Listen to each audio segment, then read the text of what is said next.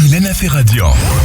Et merci de nous rejoindre sur Radio J. Comme tous les matins, place à l'actualité en Israël. Et on parle malheureusement de cet assassinat. Léa Di, qui a été victime de l'attentat de Hamra vendredi dernier en Judée-Samarie avec ses 2 filles qui ont été tuées, a succombé elle aussi à ses blessures à l'hôpital Hadassah de Jérusalem. Elle sera inhumée aujourd'hui. Et pour parler de toute cette situation, nous sommes en ligne et en direct avec notre invité, le journaliste et blogueur israélien Jacques Benilouche.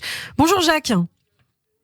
Bonjour à vous et aux auditeurs de Radio J, bien sûr. Et merci d'être avec nous, bien sûr, ce matin. Alors, beaucoup de choses à aborder. On parle bien sûr de la situation sécuritaire. On a entendu le Premier ministre israélien Benjamin Netanyahou hier lors d'une conférence de presse. Il a dit beaucoup de choses. Il a notamment dit que c'était les appels à l'insubordination dans l'armée sur fond de protestation contre la réforme judiciaire qui avait nourri ce terrorisme qu'on voit de plus en plus actif, que vous dites même audacieux, vous, sur votre blog Jacques Benilouche, le terrorisme du Hamas qui arrive à se déployer un petit peu partout dans le pays. Qu'est-ce que vous pensez de ces déclarations du Premier ministre israélien ? Je pense que la situation est grave. La situation est grave parce que nous avons perdu notre force de dissuasion contre les Palestiniens. Elle est totale, elle est complètement active face aux Iraniens, au Hezbollah et aux Syriens, mais on a perdu toute notre force de dissuasion vis-à-vis des Palestiniens, qui, comme je l'ai écrit, sont devenus audacieux, puisqu'ils interviennent de plus en plus en ville, à Tel Aviv, au centre-ville. Il y a quelques semaines, c'était en plein Dizengoff, et il y a quelques jours, c'est en plein dans ce qu'on appelle la Tayelet, c'est-à-dire la promenade au bord de mer. Donc, ça veut dire que nous avons des gens qui sont de plus en plus convaincus qu'ils peuvent attaquer les Israéliens et qui sont libres. Effectivement, si on se promène à Jérusalem, vous verrez que Jérusalem est entièrement quadrillée par la police et même par l'armée. Eh bien, effectivement, Tel Aviv, c'est une ville ouverte. Vous ne verrez jamais de promenades, de gens qui circulent, de militaires qui circulent, de policiers. Il y en a quelques-uns. Quand vous êtes au bord de l'eau, à la plage, on ne voit pas du tout de sécurité, il me semble, sauf si cette sécurité est peut-être faite d'hommes en civil pour ne pas inquiéter les touristes. Ce qui est sûr, c'est qu'on sent que les Palestiniens ont pignon sur rue, ils arrivent à rentrer. Et alors que nous avons considéré qu'il y avait une garde nationale qui a été créée de 900 policiers et éventuellement de réservistes si le besoin se faisait sentir, eh bien, ce qu'on souhaite, c'est un genre de vigipirate à Tel Aviv. On souhaite que des policiers circulent, fassent peur, montrent qu'ils sont présents. Il faut qu'ils terrorisent les terroristes, comme avait dit Pasqua. Eh bien, nous ne voyons pas ça. Et pourtant, il y a quelques années, il y avait, je crois, des policiers qui étaient stationnés devant chaque centre commercial, chaque magasin. Il me semble, c'est fini tout ça. Voilà. Absolument, tout ça est fini. À l'époque, vous aviez un garde à l'entrée des cafés, à l'entrée des restaurants, à l'entrée des cinémas, à l'entrée. Tout ceci a été supprimé, éliminé, parce qu'on estimait qu'il y avait suffisamment de sécurité. Le problème, c'est qu'aujourd'hui, ces gens-là, on n'a plus cette sécurité. Et effectivement, Tel Aviv est maintenant laissé à la merci de certains terroristes. C'est tout ce que je voulais dire. Donc, il faut trouver des mesures. Il ne faut pas accuser. Moi, j'ai trouvé le discours hier de Netanyahou un peu méchant, parce qu'on n'accuse pas les précédents. Il y a déjà, on n'accuse pas le gouvernement précédent des causes des problèmes d'aujourd'hui. Et ça, c'est inadmissible. C'est inadmissible. On a attendu longtemps vociférer notre ami Yair Lapid. Ben Gvir. Et on n'a rien vu venir. On a vu effectivement qu'il a agi sur le mont du Temple, mais ce qu'on veut, c'est la sécurité. Bien sûr. Moi, j'ai peur que des touristes annulent leur voyage. J'ai peur que des gens n'osent plus circuler dans les territoires, alors qu'on circulait librement dans les territoires. Il n'y avait pas de Alors Jacques, justement, on a vu Benyamin Netanyahou et Yair Lapid, le chef de l'opposition, s'opposer fermement, s'accuser d'être responsable de toute cette situation. Benyamin Netanyahou qui a dénoncé l'accord gazier avec le Liban, donc sous le gouvernement précédent, le jugeant responsable de la vague de violence actuelle. Certains disent, et on a entendu notamment ce matin l'écrivain Raphaël Jérusalemi dire que c'est toute cette situation politique tendue aussi qui a conduit les terroristes peut-être à se dire que, bah voilà, il y avait peut-être quartier libre pour faire des attentats, que l'attention était dirigée ailleurs. Qu'est-ce que vous en pensez ? Vous savez, ce qui m'inquiète beaucoup, c'est la division du pays. Le pays est divisé aujourd'hui. On ne se rend pas compte que le pays est divisé. Il y a pas la notion de droite et de gauche comme on disait avant. Il y a à l'heure actuelle, le pays est entièrement entre les mains de gens d'un côté qui veulent garder le gouvernement et d'autres qui ne veulent pas. Et la notion de droite et de gauche est terminée. C'est fini, on ne connaît plus ces notions-là. Le pays est divisé. On fait rien pour essayer de raccommoder.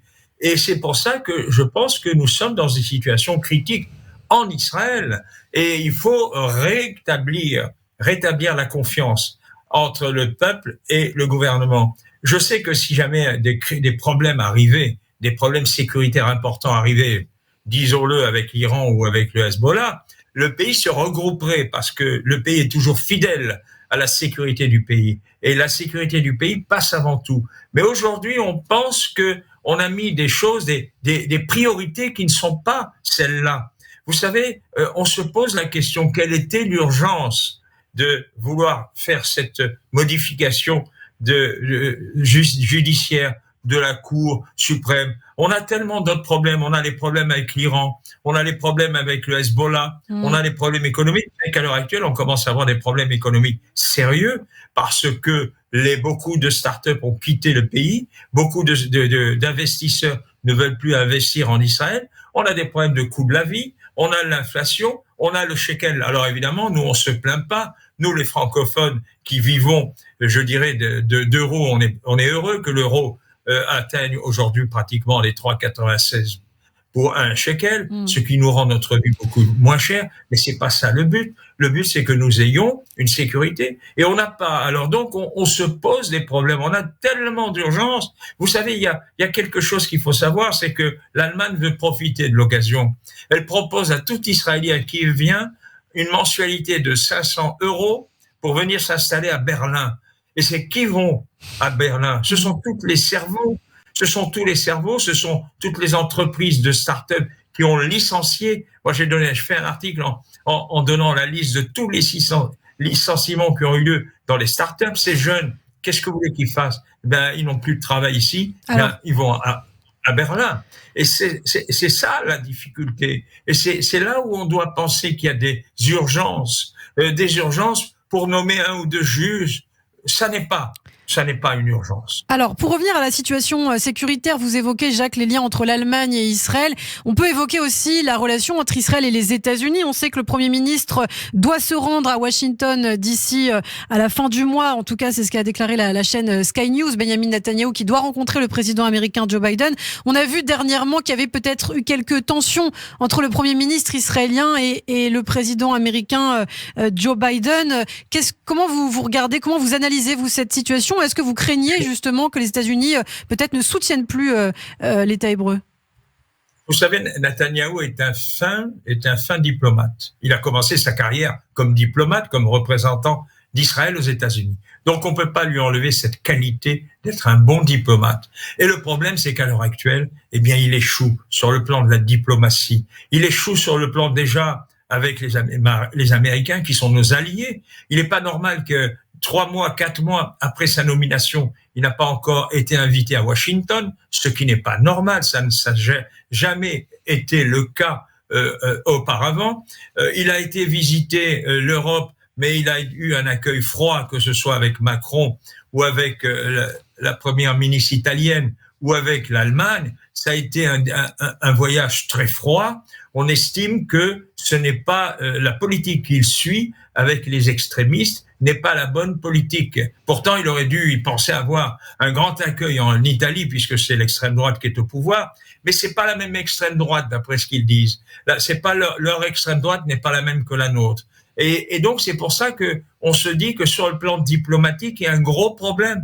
Il va falloir renouer. Et puis, avec les pays arabes, on avait les accords d'Abraham qui nous mettaient beaucoup de pays arabes avec à notre soutien. Et on s'aperçoit que petit à petit, l'Iran est en train de capter l'Arabie Saoudite, de capter éventuellement le Bahreïn. Donc, beaucoup de problèmes, je dirais, malheureusement, de problèmes diplomatiques. Il est temps que nous nous intéressions à ça et pas aux petites querelles internes au pays en disant que celui-là a dit et que l'autre a dit. Et c'est ça ce qui me gêne, c'est qu'on est en train de descendre sous terre alors que nous avons besoin de nous élever à un niveau plus intelligent. Nous avons des dirigeants intelligents, nous avons des soldats intelligents, et c'est pour ça que je voulais juste vous rappeler que le pays commence un petit peu à bouger, étant donné qu'il y a eu hier un sondage qui est paru dans la presse israélienne. Je ne crois pas beaucoup dans les sondages, parce qu'ils se sont toujours trompés, mais c'est une image de marque à un certain moment, c'est une photographie à un certain moment. Alors je ne parlerai pas des chiffres qu'ils nous ont donnés en cas d'élection, mais on s'aperçoit que le premier qui vient en tête maintenant, c'est Benny Gantz, qui dépasse tout le monde, il dépasse le Likoud et il dépasse même Yair Lapid. Et on se retrouve à l'heure actuelle avec un trio, premier Gantz, deuxième Lapid, troisième Netanyahou, qui perdrait à ce moment-là sa majorité. Cela veut dire quoi? Cela veut dire que le pays commence à demander à avoir un leader, politique, avoir un leader qui soit légitime, et ils sentent qu'il n'y a plus de leader aujourd'hui. Bibi n'a plus la légitimité qu'il avait avant. Eh bien, merci beaucoup en tout cas pour cette analyse de la situation. Effectivement, vous avez écrit un article sur Benny Gantz dans votre blog. Dernier article, Benny Gantz, le général devenu homme d'État. On peut retrouver bien sûr, Jacques, toutes vos analyses sur ce site Temps et Contre-temps. Merci beaucoup, Jacques Benyelouche, d'avoir été avec nous ce matin sur Radio J. C'est toujours un plaisir. Je vous dis à très bientôt et très bonne fête de Pessah. Chag Sameach.